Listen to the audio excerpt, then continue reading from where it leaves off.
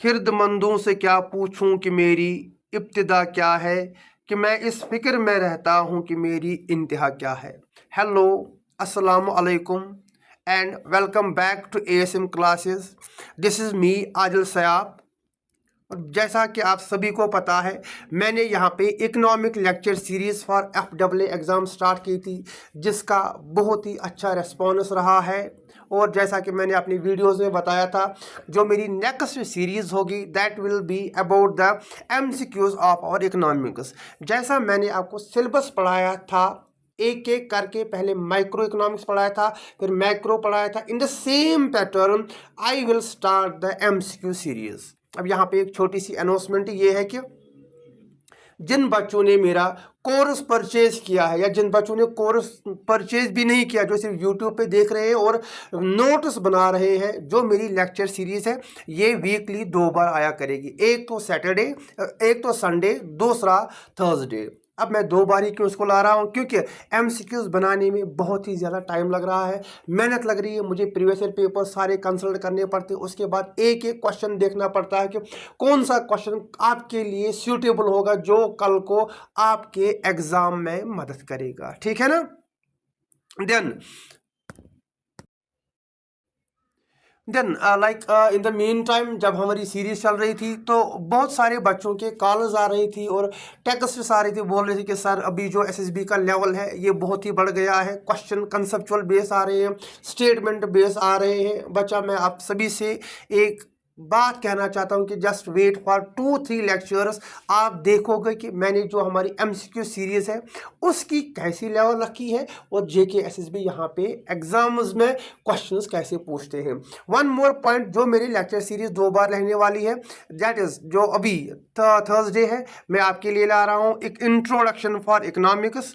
उसके बाद जो मेरा सैटरडे संडे का टॉपिक होगा दैट विल बी कंज्यूमर्स। मैं पहले ही आपको बता के रखूंगा, that will be consumers equilibrium and demand analysis. आप क्या करोगे, आप सभी एक बार उसको अच्छे से रिवाइज करोगे। उसके बाद संडे को 3 या 4 बजे, जिस टाइम पे हमारी लेक्चर सीरीज आती है, उस वक्त सारे इन MCQs को अटेम्प्ट करोगे। देन मुझे बताओगे कि पहले आपके कितने ठीक हुए, उसके बाद फिर मैं उन सभी क्वेश्चंस को वहां पे एक्सप्लेन भी करूंगा। ठीक है ना। तो चलिए हम यहाँ पे स्टार्ट करते हैं, देखते हैं कि हमने आपके लिए क्या क्या यहाँ पे रखा है। We have the first very MCQ, that is, who is known as the father of economics। याद रखिएगा, जैसे मैंने वहाँ पे लेक्चर सीरीज बेसिक से आपकी लेवल अप की थी, इन द सेम वे जो हमारी MCQ सीरीज रहेगी, इसमें भी हम क्या करेंगे, पहले बेसिक हम क्लियर करेंगे, बेसिक क्वेश्चन रखेंगे ताकि आपका मॉरल बूस्ट हो जाए। उसके बाद में जितने जितने हम आगे जाएंगे उतनी उतनी उनकी लेवल यहाँ पे ज़्यादा बढ़ाएंगे। ठीक है ना। देन पहला क्वेश्चन क्या है, who is called as the father of economics. पढ़ाया है मैंने, फादर ऑफ इकोनॉमिक्स कौन है, it is none other than Adam Smith. अब एडम स्मिथ ने एक बुक लिखी थी in the year 1774, that is an inquiry into the nature and an inquiry into the an inquiry into the nature and causes of wealth of nations। ठीक है ना। Who is called as the father of economics, Adam Smith. कौन सी book लिखी थी इन्होंने एक book लिखी थी, that book is called as an inquiry into the nature and causes of wealth of nations. कब, 1774। उसके बाद इसको क्या, and he started, it is because of the efforts of Adam Smith that economics as a separate discipline was started, that is why he is called as the father of economics. Then उसके बाद जो हमारे options में second option, first option है that is John Maynard Kaynes.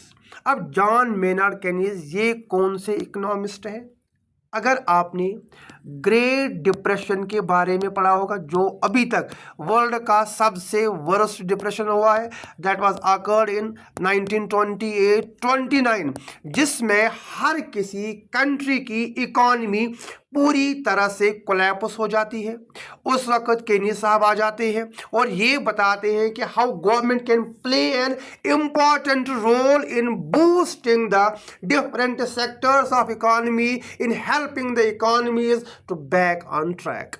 अब यहाँ पे जो हमारे मेनर्ड केनी साहब है, इन्होंने एक बुक लिखी थी, that book is called as general theory of income, employment and interest. General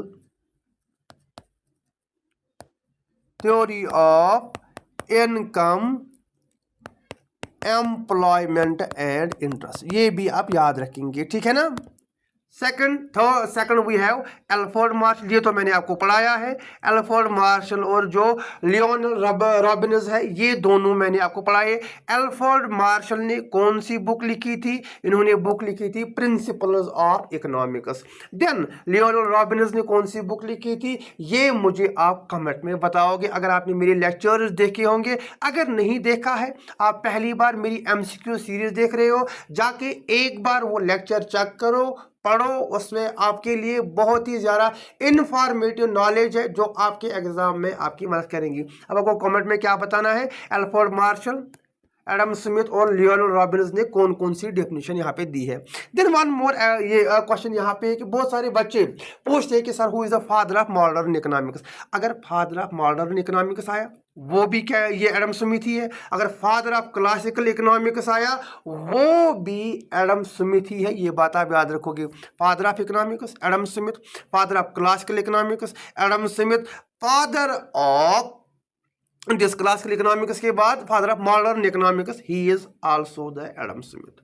अब उसके बाद जो हमारे पास सेकंड है, दैट इज स्कार्सिटी डेफिनेशन। देखिए, जब मैंने आपको इकोनॉमिक्स पढ़ाया था, उससे मैंने आपको बताया था about the 4 definitions. First wealth, welfare, scarcity definition and growth oriented definition. अब यहाँ पे जो थर्ड है, that is scarcity definition of economics which emphasises the relation between the, देखिए यहाँ पे इसको थोड़ा सा हमने एक्सप्लेन भी किया है, relationship between the ends and scarce means is given by, किसने दी है? ये स्कार्सिटी डेफिनेशन दी है लियोनेल रॉबिन्स ने। वहाँ पे मैंने बुक का नाम आप कमेंट में बताओगे, बुक का नाम यहाँ पे मैं नहीं बताऊंगा। चारों हमने इनको प्रॉपर ऑर्डर्स में लिखा है, ये मैंने एक एक करके आपको बताया है। एडम स्मिथ ने वेल्थ डेफिनेशन दी थी, जो हमारे एल्फ्रेड मार्शल साहब है, इन्होंने वेलफेयर डेफिनेशन दी थी। लियोनेल रॉबिन्स ने ग्रोथ ओरिएंटेड डेफिनेशन दी है, और जो पॉल साइमल्सन है, इन्होंने लियोनेल रॉबिन्स ने स्कार्सिटी डेफिनेशन दी है, और जो पॉल साइमल्सन है, इन्होंने ग्रोथ ओरिएंटेड डेफिनेशन दी है। ठीक है ना। आई होप ये 2 MCQs आपको समझ आए होंगे। बिफोर मूविंग फॉरवर्ड, मैं आपको यहाँ पे एक बात बताना चाहता हूँ from your exam point of view, जो आपके लिए बेनिफिशियल रहेगी। आप मेरा आंसर करने से पहले वीडियो को हर किसी लेक्चर में मेरा आंसर करने से पहले आप एक बार जो वीडियोस है उनको पास किया करो। पहले देखो आप कितने यहाँ पे अटेम्प्ट कर पा रहे हो, और मुझे कमेंट में बोलना कि आपने कितने। पहले खुद अटेम्प्ट करो, देखो कि आपके कितने सही हो रहे, अकॉर्डिंगली आपकी जो परफॉर्मेंस है वो इंक्रीज होगी। उसके बाद में हर किसी क्वेश्चन का यहाँ पे आपको आंसर बताया करूंगा। ठीक है ना। Second question, then we move to third question. Economics is primarily the study of, अब किस चीज की ये स्टडी है? How society. जब मैंने आपको बताया था economic deals with the management of household, management of household में हम क्या करते हैं? हम यहाँ पे स्केर्स रिसोर्सेज को यूज करते हैं to satisfy our unlimited wants. ठीक है ना। To make how societies manage it scarce resources, how an individual household, how economy as a whole manage it resources to fulfil the needs of different sections of the population. ठीक है ना। उसके बाद मैंने आपको पढ़ाया था about the normative economics and positive economics. Normative economics that deals with the norms what are to B, और positive economics that deals with the facts and findings. अगर हमारी अनएम्प्लॉयमेंट रेट 30% है या 35% है, it is as it is. अगर price level 6% या 7%, 8% inflation rate हो रही है, गवर्नमेंट बता रही है, फैक्टर्स बता रहे हैं कि ये इतनी है, लेकिन जब नॉर्म्स आ जाते हैं, नॉर्मेटिव इकोनॉमिक्स में ये बोला जाता है कि इतना नहीं होनी चाहिए। अगर अनएम्प्लॉयमेंट रेट इतनी है, इसको हमें क्या करना है, काम करना चाहिए। अगर इन्फ्लेशन रेट, प्राइसेस ज़्यादा बढ़ रही है, इनको हमें क्या करना है, इनको हमें थोड़ा सा यहाँ पे कम करना होगा। दैट मीन्स जो हमारी नॉर्मेटिव इकोनॉमिक्स है describes how the world are to be, कैसा होना चाहिए। और पॉजिटिव में मैंने आपको क्या बताया था, व्हाट इज, क्या है, जो रियलिस्टिक है, जो है तो वही है, लेकिन यहाँ पे ये बताया जा रहा है कि क्या होना चाहिए। इकोनॉमी में डिफरेंट सेक्शंस ऑफ सोसाइटी है, हर कोई लाइक अफोर्ड नहीं कर सकता गुड्स एंड सर्विसेज को, हमें उसके लिए भी यहाँ पे सोच के रखना पड़ेगा। और देन उसके बाद we have fifth, which of the following is a micro economic topic. देखिए मैंने आपको बताया था जो हमारी इकोनॉमिक्स है, इकोनॉमिक्स को दो पार्ट्स में डिवाइड किया गया है। एक हमारा है माइक्रो इकोनॉमिक्स और दूसरा हमारा है मैक्रो इकोनॉमिक्स। माइक्रो मैंने आपको बताया था it deals with the study of small individual units, small individual units, while as macro it studies economy as a whole। यहाँ पे पूरे जब हम इकोनॉमी को स्टडी करते हैं दैट इज वो हमारा क्या आ जाएगा यहाँ पे मैक्रो इकोनॉमिक्स। अब इस डेफिनेशन हमें यहाँ पे क्या पता चलता है, मैक्रो में देखिए नेशनल अनएम्प्लॉयमेंट रेट। अब अनएम्प्लॉयमेंट किसका पार्ट है, ये भी हमारा मैक्रो का ही पार्ट है। General price level inflation macro का पार्ट है। देन हमारे पास जो this total output as a economy वो भी मैक्रो का ही पार्ट है। अब हमारे पास ऑप्शन क्या बचा, हमारे पास एक ही ऑप्शन बचा, that is second, the effect of A price increase on the demand for. Demand जो हमारी है, डिमांड मैंने आपको सिलेबस बाइफ्रिकेट किया है ताकि आपको आगे चीज़ें समझने में डिफिकल्टी ना हो जाए। अगर डिमांड की बात आ जाएगी देन ओब्वियसली ये किसका पार्ट है, ये माइक्रो का पार्ट है। समझ आया। माइक्रो इकोनॉमिक्स में अगर ये कॉफी का जो प्राइस है वो इंक्रीज हो जाता है, ऑब्वियसली इसका जो डिमांड है वो क्या होगा, वो यहाँ पे डिक्रीज होगा, ठीक है ना। देन उसके बाद जो हमारे पास ये होल्ड सेकंड, उसके बाद जो हमारे पास क्वेश्चन नंबर 6 है, that is the fundamental economic problem. कौन सी है, that every society faces. Simply unemployment नहीं है, पॉवर्टी नहीं है, इनइक्वालिटी नहीं है, दैट इज स्कैर्सिटी। ये फंडामेंटल याद रखिएगा। अगर एग्जाम में सारे क्वेश्चन या सारे जो हमारे यहाँ पे ऑप्शंस है दे लुक फैमिलियर, ऐसा लग रहा है कि ये ही ना यही होना चाहिए, लेकिन अगर आपने लेक्चर्स देखे होंगे आपको समझ आएगा इट इज स्कैर्सिटी। जो इकोनॉमिक प्रॉब्लम हो रही है, economic problem is the problem of choice. और चॉइस क्यों करनी पड़ती है, बिकॉज ऑफ द स्कैर्सिटी। हमारे पास रिसोर्सेज ज़्यादा नहीं है, resources are scarce in relation to it supply, ठीक है ना। हो गए हमारे 6 क्वेश्चन। उसके बाद we have 7th question, opportunity cost, ठीक है ना। We have this opportunity cost. And what is opportunity cost, अगर आपको याद होगा simply next best alternative use is opportunity cost, जहां पे मैंने आपको एग्जाम्पल के साथ समझाया था, ठीक है ना। लाइक अगर मैं फिर से यहाँ पे एक बात बताने की कोशिश कर रहा हूँ, इसको समझाने की कोशिश कर रहा हूँ। अपॉर्चुनिटी कास्ट क्या होता है, इफ यू आर, हाँ देखो जो 8th क्वेश्चन है यहाँ पे इसकी एक्सप्लेनेशन की गई है। इफ यू चूज, मैं इनको दोनों को आपको एक एक करके समझाऊंगा, ये दोनों आपस में कनेक्टेड है। If you choose to study for 2 hours, आप क्या कर रहे हो, यू आर स्टडीइंग, ये एक गुड है आपके पास। Second, instead of going the movie, ठीक है ना। अगर आप मूवी को सेक्रीफाइस कर रहे हो over the studies, that means the next best alternative of movies is study, या अगर आप स्टडी को सेक्रीफाइस कर रहे हो फॉर मूवीज, इसका मतलब जो नेक्स्ट बेस्ट अल्टरनेटिव है वो क्या है, वो यहाँ पे मूवीज है। ठीक है ना, यहाँ पे आप याद रखोगे opportunity cost is the next best, आपके पास बेस्ट अल्टरनेटिव क्या है, यही हमने यहाँ पे भी बताया है। If you choose study for 2 hours instead of going to the movie, the opportunity cost is the enjoyment. आप क्या कर रहे हो, यू आर सेक्रीफाइसिंग द, आप मूवी को सेक्रीफाइस कर रहे हो, मूवी के जो एंजॉयमेंट, जो उसका एंजॉयमेंट कास्ट है, दैट यू आर सेक्रीफाइसिंग। आपका नेक्स्ट बेस्ट यहाँ पे क्या बन रहा है, यहाँ पे स्टडी बन रहा है। The enjoyment you would receive from the movie, जो मूवी देखने से आपको मज़ा आ रहा है, आप वो मज़ा, वो चीज़ आप यहाँ पे क्या कर रहे हो, you are sacrificing that thing. ठीक है ना, हो गए हमारे 8 question. Then we have question number 9, human wants. अब ये सभी को पता होगा, ठीक है ना, जो हमारे human wants and this resources है। वांट्स आर ऑलवेज पढ़ाया है हमने, ज़्यादा समझाने की ज़रूरत नहीं है। जो हमारे वांट्स होते हैं दे आर अनलिमिटेड, और जो हमारे रिसोर्सेज होते हैं दे आर लिमिटेड। जहाँ पे मैंने आपको वो गालिब साहब का शेर यहाँ पे बताया था, दैट हज़ारों ख्वाहिशें ऐसी कि हर ख्वाहिश पे दम निकले, बहुत निकले मेरी अरमा मगर फिर भी कम निकले। वहाँ पे मैंने इस शेर के साथ आपको प्रॉपर वे में समझाया था how it works. Then we have next question, central problems of economy. What are the central problems of an economy? अच्छा, अगर हमसे ये कोई पूछेगा इकोनॉमिक प्रॉब्लम क्या होती है, अभी मैं आपको समझा रहा था what is economic problem. Economic problem is the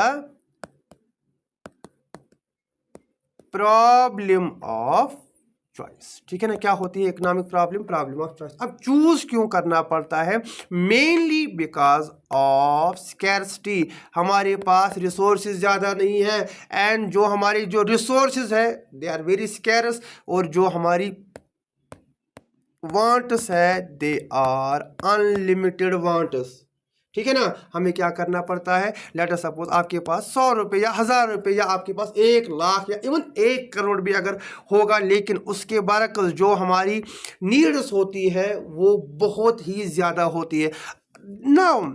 आप अपने इस 100 रुपये या 1000 रुपये को कैसे खर्च कर रहे हो, what you are actually doing, you are actually making the choice. सबसे पहले मुझे बेसिक नीड्स की ज़रूरत है, मुझे पहले ये देखना है कि फूड मुझे मिल रहा है कि नहीं मिल रहा है, क्लोथ्स मिल रहे हैं कि नहीं मिल रहे, मेरे पास शेल्टर है कि नहीं शेल्टर है। उसके बाद you go for the other option.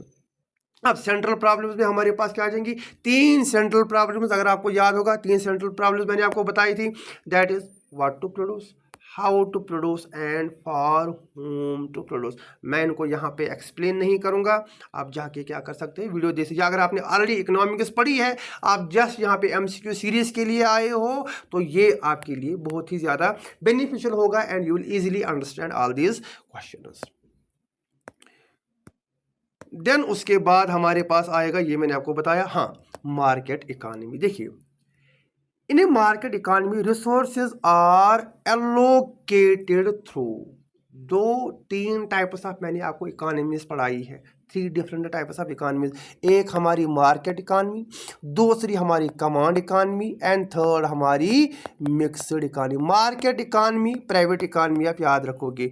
जो हमारी कमांड इकोनॉमी है, पब्लिक इकोनॉमी या गवर्नमेंट, जहाँ पे गवर्नमेंट का मेन रोल रहता है। इन डिटेल ये लेक्चर पूरा मैंने पढ़ाया। अब मार्केट इकोनॉमी में प्राइसेस कैसे डिटरमाइन होते हैं, on the basis of demand and supply. यहाँ पे गवर्नमेंट के पास सारा, ये प्राइवेट सेक्टर के पास सारा कंट्रोल रहता है, they own the resources, but in the government sector या in the command economy resources are under the control of government sector. अब मिक्सड में क्या होता है, मिक्सड में बोथ होता है। जैसे हमारी कंट्री इंडिया है, यहाँ पे गवर्नमेंट सेक्टर भी काम कर रहा है और यहाँ पे प्राइवेट सेक्टर भी काम कर रहा है। अब क्वेश्चन क्या है हमारा, in a market economy resources are allocated through, कैसे, decentralisation decision by money firms and जो हमारे पास हाउस होल्ड्स होते हैं। देखो, सेंट्रल प्लानिंग तो आएगा ही नहीं, ट्रेडिशनल कस्टम्स तो आएगा नहीं। अगर हम बोलेंगे a mix of government and private, that is mixed economy, ये तो आएगा नहीं।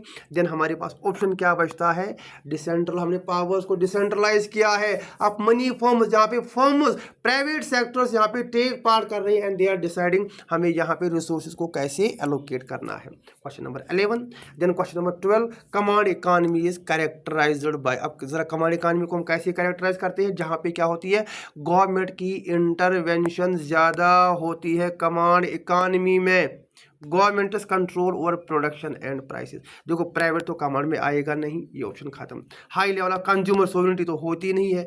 इनविजिबल हैंड, अभी मैं आपको आगे समझाऊंगा ये इनविजिबल हैंड क्या होता है, ठीक है ना, किसने दिया है, ये भी मैंने आगे एमसीक्यूज में रखा है। फिलहाल आप अभी याद रखोगे इनविजिबल हैंड भी नहीं आएगा। देन उसके बाद गवर्नमेंट कंट्रोल, हमारे पास ये वाला ऑप्शन बचता है।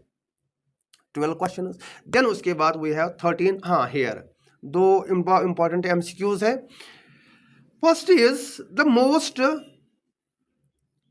modern economies include USA and Singapore are classified as, इनको हम कैसे क्लासीफाई कर सकते हैं, इनको हम बोल सकते हैं इट इज़, ये यहाँ पे क्या है, मिक्सड इकोनॉमी है। अब आपका ये क्वेश्चन होना चाहिए या आपके मन में ये डाउट उठ रहा होगा कि यूएसए एंड जो हमारी यहाँ पे सिंगापुर है ये तो कैपिटलिस्ट इकानमी है, ये मिक्सड इकानमी में कैसे आएगा, बिकॉज यहाँ पे नो डाउट जो हमारी यूएसए एंड सिंगापुर की इकानमी है primarily they are capitalistic economies, लेकिन वहाँ पे गवर्नमेंट भी फैसिलिटीज़ प्रोवाइड कर रही है, यहाँ पे गवर्नमेंट का भी मेन रोल है। For example government health care provide कर रही है, गवर्नमेंट बैंकिंग प्रोवाइड कर रही है, गवर्नमेंट एग्रीकल्चरल सर्विसेज प्रोवाइड कर रही है। आज के ज़माने में मेरे ख्याल से अगर हम देखेंगे प्योर कैपिटलिस्टिक इकॉनमी कहीं पे नहीं पाई जाती है, वहाँ पे गवर्नमेंट का भी रोल है और वहाँ पे क्या होता है, प्राइवेट सेक्टर का भी रोल है। अगर हम बात करेंगे जो हमारी देश कौन सी हमारी है, कमांड इकानमीज, सोशलिस्ट इकानमीज की हम बात करेंगे, एक एग्जांपल हम बता सकते हैं दैट इज नॉर्थ कोरिया, या टू सम एक्सटेंट जो हमारी ये कंट्री है क्यूबा है, वो दो किसी ना लाइक किसी हद तक हम उनको क्या बोल सकते हैं, they R command economies. Command economies में आप चाइना भी बता सकते हो, आप यूएसए जिस रशिया भी बता सकते हो, लेकिन वहाँ पे क्या है, चाइना में अगर आप देखोगे अब प्राइवेट सेक्टर भी बढ़ रहा है, अब वहाँ पे गवर्नमेंट सेक्टर प्राइवेट सेक्टर दोनों काम कर रहे हैं। रशिया में भी प्राइवेट प्लेयर्स का इंपॉर्टेंट रोल बढ़ रहा है। इवन जो हमारी कंट्री इंडिया है it is also classified under mixed economies. Then उसके बाद है the concept of invisible hand. The invisible hand concept was introduced by Adam Smith to describe. देखिए इनविजिबल हैंड क्या होता है, इनविजिबल का मतलब क्या होता है, जो दिखाई ना दे। अब ये एक ऐसी इकोनॉमिक एक्टिविटी होती है जहां पे आपके इंटेंशंस के बगैर इकॉनमी वर्क करती है। कैसे इकॉनमी वर्क करती है, देखिए आपका जो मेन गोल होता है आपको अपनी नीड्स को सेटिस्फाई करना है, ठीक है ना। आप मार्केट जाते हो, दुकानों पे क्या करते हो, चीज़ें खरीदते हो from different shops, you purchase different items, लेकिन आपको पता है उससे क्या होता है, उससे डिमांड क्रिएट होती है। जितनी ज़्यादा डिमांड क्रिएट होगी उतना ज़्यादा यहाँ पे क्या करेगा प्रोड्यूसर, उतना ज़्यादा मोटिवेट रहेगा, वो उतना ज़्यादा प्रोड्यूस करेगा। अब जितना ज़्यादा यहाँ पे प्रोड्यूसर प्रोड्यूस करेगा उतना वो ज़्यादा इन्वेस्टमेंट करेगा, जितना वो ज़्यादा इन्वेस्टमेंट करेगा उतनी ज़्यादा इनकम बढ़ेगी, और जितनी ज़्यादा इनकम बढ़ेगी उतना ज़्यादा यहाँ पे क्या होगा, यहाँ पे इकोनॉमी ग्रोथ होगा। यही होता है हमारा इनविजिबल हैंड, ठीक है ना। How self interest leads to desirable social, आप क्या करने जाते हो, आप अपने लिए चीज़ें खरीदने जाते हो, लेकिन ये क्या होता है, ये एक गुड के लिए, पूरी इकॉनमी के लिए यहाँ पे अच्छा साबित होता है। एग्जाम में क्वेश्चन आ सकता है, who gave the concept of invisible hand, what is invisible hand, ठीक है ना। ये हो गए हमारे ये एमसीक्यूज। देन उसके बाद इन्हें देखो यहाँ पे अब ये क्वेश्चन आ गए मिक्सड इकॉनमी का जो अभी डिस्कस कर रहे थे।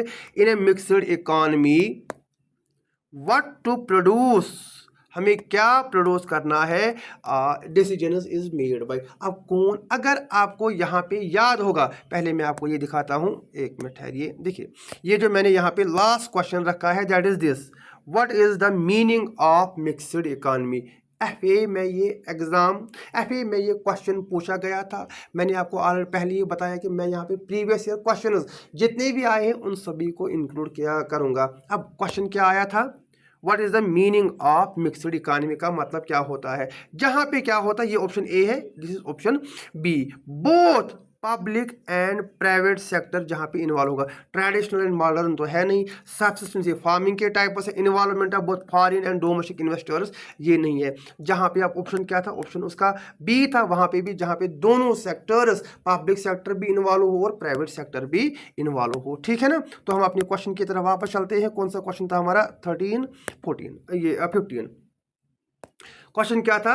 जो हमारी मिक्सड इकोनॉमी है अब कैसे डिसाइड होता है? देखिए, both the market mechanism and government, यहाँ पे गवर्नमेंट भी अपना रोल प्ले करती है और यहाँ पे जो मार्केट है that also plays its role. उसके बाद हमारे पास जो नेक्स्ट क्वेश्चन है, नेक्स्ट कंसेप्ट है that is production possibility curve. Illustrates the concept of, जो हमारा प्रोडक्शन पॉसिबिलिटी करो, ये किस कंसेप्ट को इलस्ट्रेट करता है?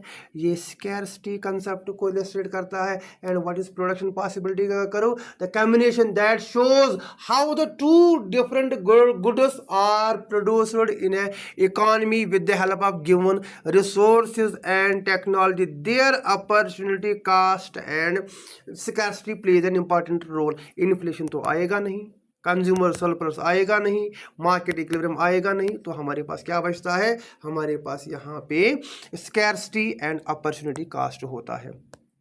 देन उसके बाद हमारे पास 17 तो question, the point inside the PPT. अब अगर याद होगा आपको, मैंने वो जो करो ऐसे बनाई थी, मैंने आपको ये भी बताया था जो पॉइंट्स लाई करते हैं ऑन द इंडिफरेंस करो what this shows, and the points which fall, जो कहाँ पे फॉल करते हैं, विच fall inside the, and the points which fall outside the production possibility करो, वो यहाँ पे कौन सी चीजें क्या करते हैं? सिग्निफाई करते हैं। ठीक है ना। अब जो पॉइंट्स अंदर होंगे वो क्या सिग्निफाई करते हैं? They shows the under utilisation of resources, resources are under utilised are unemployed, and a point outside क्या होगा?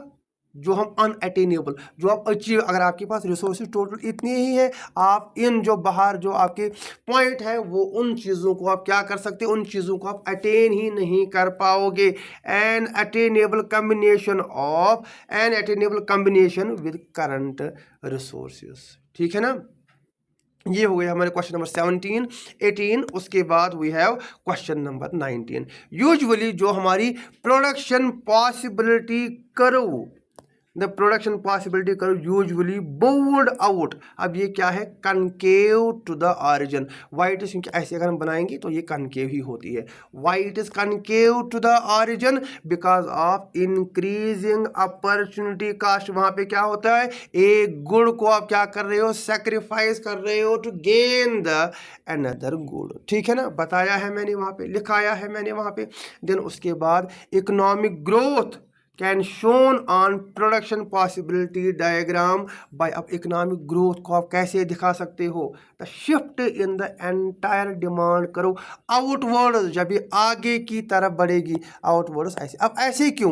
देखो यहाँ पे क्या होगा, यहाँ पे हमारी टेक्नोलॉजी भी बढ़ जाएंगी, यहाँ पे हमारे रिसोर्सेज भी बढ़ जाएंगे और यहाँ पे हमारी प्रोडक्शन भी बढ़ जाएगी। अगर प्रोडक्शन बढ़ जाएगी उससे इकोनॉमिक ग्रोथ यहाँ पे हमारी ज़्यादा बढ़ जाएगी। लेफ्ट की तरफ नहीं आ सकती है, क्योंकि लेफ्ट की तरफ हो जाएगा तो हमारी इकोनॉमी कम हो जाएगी। मूविंग अलॉन्ग तो सेम ही रहेगा, ना ही इकोनॉमिक ग्रोथ ज़्यादा होगा ना ही इकोनॉमिक ग्रोथ कम होगा।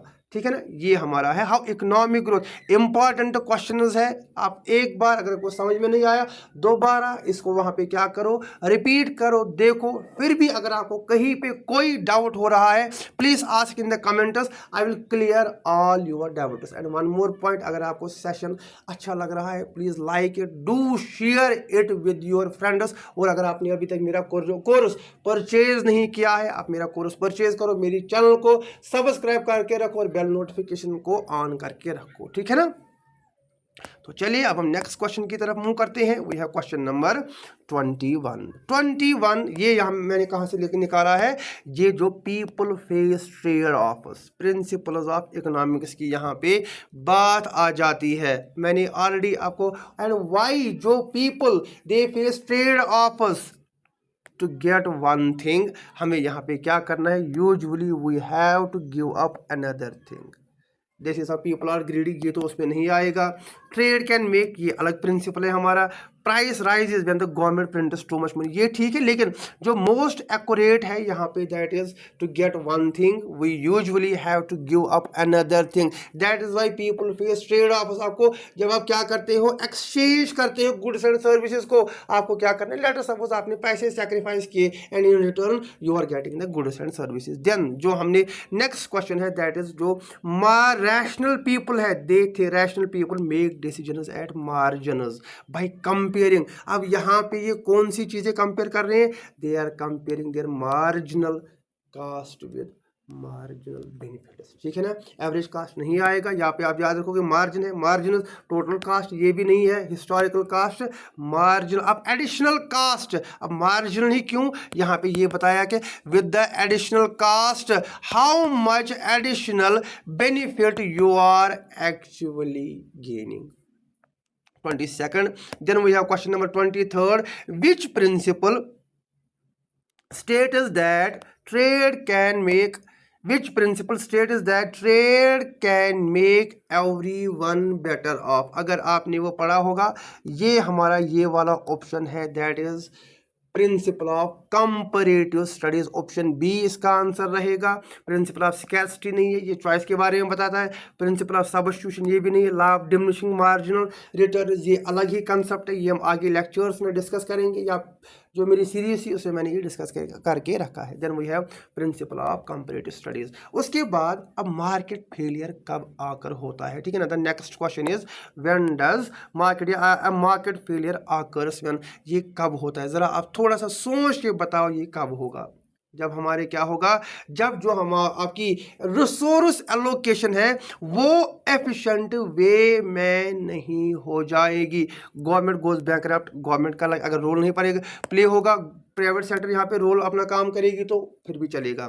There is a lot of competition, इससे तो मार्केट फेल नहीं होता, इससे मार्केट और ज़्यादा बूस्ट होता है। Prices are too high for consumers, इससे भी क्या हो सकता है, इन्फ्लेशन हो सकती है। गवर्नमेंट इसको कम करने की कोशिश करेगी but it is not the sign of, अब market fails to allocate resources efficiently on its own. जब जो हमारी मार्केट है, जो गवर्नमेंट है या जो हमारी प्राइवेट सेक्टर्स है, if they are not efficiently utilising their resources, then क्या हो सकता है, हमारा मार्केट फेलियर हो सकता है। उसके बाद we have this the two main causes of a market failure, हमने बताया what is market failure. Then उसके बाद है what are the causes of market failure. अब market failure, scarcity and opportunity cost ये तो नहीं आएगा, डिमांड एंड सप्लाई ये भी आ सकता है, और हमारा इन्फ्लेशन अनएम्प्लॉयमेंट ये नहीं आ सकता। लेकिन द मोस्ट एक्यूरेट इसमें जो हमारा ज़्यादा एक्यूरेट है that is externalities and market power. अब एक्सटर्नलिटीज क्या होता है, देखिए आपने पढ़ा होगा, एक्सटर्नलिटीज होते हैं कि जो कुछ आउटसाइड बेनिफिट्स या अगर इंडस्ट्री ये एस्टैब्लिश करने से एनवायरनमेंट का नुकसान होता है, that is called as externality. For example मैंने कहीं एरिया में अपनी इंडस्ट्री एस्टैब्लिश की, लेकिन इस इंडस्ट्री से क्या निकलता है, गैस भी निकलता है और इससे हजार्डस केमिकल्स भी निकलते हैं, जिससे क्या होता है, जिससे जो रिवर है, जो सॉइल है, वहाँ पे पोल्यूशन होती है और यहाँ पे एयर पोल्यूशन होता है, जिससे क्या होता है, मुझ पर गवर्नमेंट क्या करती है, they are imposing the externalities on my industries. उनको एक्सटर्नलिटीज पॉजिटिव वे में इकानमी को बेनिफिट मिलता है और नेगेटिव वे में इकानमी को नुकसान हो जाता है। अब अगर नुकसान हो जाएगा then it can lead to the market failure. Then उसके बाद जो नेक्स्ट क्वेश्चन है, which are the following is a macro economic concern. जरा बताइए कौन सा मैक्रो, हमने माइक्रो पढ़ा था, अब यहाँ पे क्या है, यहाँ पे हमारा मैक्रो है। सिंपली अगर आप ये देखोगे यहाँ पे जो ग्रास डोम, जिन्होंने लेक्चर्स पढ़े होंगे, मेरी माइक्रो इकोनॉमिक्स का पहला ही लेक्चर है about the GDP। Question number 26। Then उसके बाद we have question number 27, positive. अभी मैं आपको बता रहा था positive economics and normative. Normative deals with what ought to be and positive deals with facts and causes and effects of relationship. Fact जो सच में है ये उसी चीज़ को यहाँ पे क्या करता है, दिखा रहा है। देन उसके बाद क्या है, इंसेंटिव चीज़। अब इंसेंटिव क्या होता है, हमारे पास कुछ चीज़ जिससे क्या हो सकता है, जिससे पर्सन को बूस्ट मिले। फॉर एग्जांपल मेरी कोई शॉप है, मेरे पास दुकानदार आया, मैं उसको क्या कर रहा हूँ, उसको मैं यहाँ पे डिस्काउंट दे रहा हूँ, एक इंसेंटिव दे रहा हूँ। उससे क्या हो रहा है, उससे वो पर्सन और ज़्यादा चीज़ें यहाँ पे खरीदेगा। या कभी कभार किसी को क्या मिल जाता है, जो आपकी सैलरी होती है उसमें हाइक हो जाता है। That is also an incentive, something that induces a person. अब उससे क्या होता है, उससे एक पर्सन कुछ एक्ट करता है, वो अपनी स्पेंडिंग्स, वो अपना एक्सपेंडिचर ज़्यादा खर्च करता है, ठीक है ना। देन उसके बाद we have one more, two more questions. First we have for whom to produce. यहाँ पे what to produce, how to produce and for whom to produce refers to the problem of, कौन सी problem है ये, selection of. ये तो how to produce मैंने आपको already बताया है, how deals with the techniques. अब ये तो होम में आएगा नहीं। रिड्यूसिंग वेस्टेज इन फैक्ट्रीज, इससे तो लाइक कोई असर ही नहीं पड़ेगा। डिटरमाइनिंग द क्वांटिटी, अब क्वांटिटी आएगा व्हाट टू प्रोड्यूस, आपको क्या प्रोड्यूस करना है, and in what quantity you have to produce the goods and services. तो हमारे पास क्या बचा, हमारे पास ऑप्शन बी बचा, distribution of national income and goods. अब जितनी, अब यहाँ पे होम किन के लिए आप प्रोड्यूस कर रहे हो, different sections of society, rich section, poor section, primary, secondary और टेरिशरी सेक्टर्स। देन उसके बाद जो हमारा नेक्स्ट क्वेश्चन है, that is when an economy moves from a point on the PPC to another point, एक पॉइंट ऑन द सेम, यहाँ से ये क्या कर रही है, जो हमारी इकोनॉमी है, it is moving on the same. ये पहले एक सेकंड ठहरी, यहाँ पे थी, एक सेकंड यहाँ पे, फिर यहाँ पे आ गई और फिर यहाँ पे आ गई। उस वक्त क्या होगा, अब जिन्होंने मेरा लेक्चर देखा होगा वो इस क्वेश्चन का कमेंट में आंसर बताओगे कि इसका आंसर क्या होगा। ये क्वेश्चन मैं आपके लिए छोड़ रहा हूँ, आप मुझे कमेंट में बताओगे इसका आंसर क्या होगा। अगर आप ऑप्शंस की तरफ देखोगे, you can easily attempt this question, और मैं उम्मीद करता हूं आप सभी का ये क्वेश्चन ठीक हो जाए। Then we have last question, मैंने ये ऑलरेडी आपके लिए डिस्कस किया है। 30 क्वेश्चंस, जितना बड़ा टॉपिक होगा उतने में आपके लिए क्वेश्चंस लाया करूंगा। Then we have 31, that is the concept of mixed economy. ये हमने पहले ही डिस्कस किया है, ठीक है ना। The concept of mixed economy हो गई हमारी जो फर्स्ट लेक्चर थी about the MCQs of economy, यहाँ पे ये कंप्लीट होती है। आई होप आपको मेरा ये सेशन अच्छा लगा होगा। अगर आप न्यू है प्लीज़ मेरी चैनल को सब्सक्राइब करो, अपने फ्रेंड्स को के साथ शेयर करो, ताकि इसकी जो रीच है वो और ज़्यादा बढ़ जाए और ज़्यादा बच्चों को यहाँ पे फ़ायदा मिल जाए। अगर आपको मेरी ये कोशिश अच्छी लग रही है, या अगर आपको आज जो मेरी लेक्चर सीरीज़ है, to some extent it is different, MCQ series है, to some extent it is different from the lecture series, आपको क्या अच्छा लगा या मुझे कहाँ पे इम्प्रूवमेंट करने की को ज़रूरत है, please ask me in the comments. और मुझे कमेंट में अपना स्कोर भी बताओ, आपके टोटल क्वेश्चंस कितने ठीक हुए। आगे जो सैटरडे संडे तक वेट करो, जो संडे का जो लेक्चर होगा उसकी लेवल बहुत ही मैंने अच्छी रखी है। आज की लाल मैंने इजी क्यों रखी थी, ताकि स्टूडेंट्स को बूस्ट मिले। अब उसके बाद हम क्या करेंगे, मैं आपकी जो प्रेपरेशन है उसको नेक्स्ट लेवल पे ले जाने की कोशिश करूंगा। टिल देन आपके लिए क्या काम है, आपके लिए एक ही काम है, आप सैटरडे तक संडे तक इसको अच्छे से रिवाइज करेंगे। टॉपिक कौन सा है, कंज्यूमर्स इक्विलिब्रियम एंड इंडिफरेंस करो एनालिसिस। बहुत ही अच्छे क्वेश्चंस है, ऑलमोस्ट जितने भी प्रीवियस क्वेश्चन आए हैं एसएसबी के वो सारे क्वेश्चंस भी मैंने यहाँ पे इंक्लूड किए हैं। Till then take care and I will see you in the next video.